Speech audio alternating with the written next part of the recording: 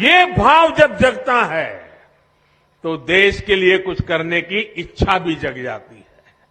और इसीलिए ये जो प्रयास है ना, वो बीज बो रहा है। बीज इस बात का बो रहा है कि भाई हमारे मां बाप को मुसीबतें झेलनी पड़ी, हमें भी जिंदगी में मुसीबतें झेलनी पड़ी, लेकिन हमें अपने बच्चों को मुसीबत में जीने के लिए मजबूर नहीं करना है। हम जो मुसीबतों से गुजरे, कोई मां बाप नहीं चाहता है कि उसके बच्चे भी उसी मुसीबत से गुजरे। खुद पढ़ नहीं पाए, अशिक्षित रहे, लेकिन कोई मां बाप नहीं चाहता है कि उसके बच्चे अशिक्षित रहे।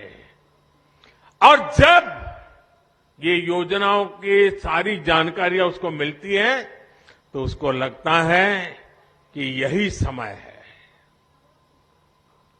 यही समय है हम भी कुछ करें। और जब 140 करोड़ लोगों के मन में लगता है ना ये समय है, तो देश आगे बढ़ के रहेगा। देश को आजादी कैसे मिली? सारे देश में एक वातावरण बन गया था। कोई चरखा चलाता था, कोई पूछता था क्यों चला रहे हो चरखा, तो बोले आजादी के लिए। कोई पढ़ाई छोड़ करके भारत माता की जय करके निकल पड़ता था, पुलिस के डंडे खाता था। लोग पूछते थे क्यों मर रहे हो, बोले देश की आजादी के लिए। कोई बुजुर्ग की सेवा करता था, कोई पूछता था अरे क्या कर रहे हो भाई, नहीं बोले आजादी के लिए कर रहा हूं। कोई खादी पहनता था, क्यों कर रहे हो, आजादी के लिए। हिंदुस्तान का हर व्यक्ति कहने लगा कि मैं आजादी के लिए काम कर रहा हूं। उपवास करता हूं तो भी आजादी के लिए, मेहनत करता हूं तो भी आजादी के लिए, बच्चों को पढ़ाता हूं तो भी आजादी के लिए, सफाई का काम करता हूं तो भी आजादी के लिए, तकलीफ चलाता हूं तो भी आजादी के लिए। आजादी का ऐसा बुखार चढ़ गया, हर मन में विश्वास पैदा हो गया, अंग्रेजों को भागना पड़ा। देश उठ खड़ा हुआ।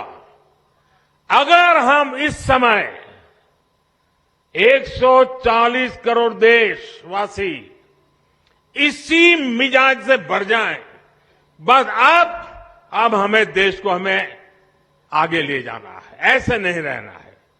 हर एक की जिंदगी बदलनी है, हर एक की शक्ति का सम्मान होना चाहिए, शक्ति का उपयोग होना चाहिए, तो देश को आगे बढ़ाना चाहिए। एक बार ये मन में ये बीज बो रहे ना, आज 25 साल में तो ऐसा वटवृक्ष बनेगा, 2047 में 2047 में विकसित भारत बन जाएगा और बच्चों को फल मिलना शुरू हो जाएगा। ये वटवृक्ष की छाया आप ही के बच्चों को मिलने वाली है। और इसलिए विकसित भारत बनाने के लिए हर नागरिक का मिजाज बनना चाहिए, मन बनना चाहिए, संकल्प बनना चाहिए। और अगर मन बन जाता है तो मंजिल दूर नहीं होती है। और ये विकसित भारत संकल्प यात्रा, ये एक प्रकार से देश का काम है, ये किसी राजनीतिक दल का काम नहीं है। और मैं मानता हूं जो इस काम को करता है ना, वो बहुत पवित्र काम करता है।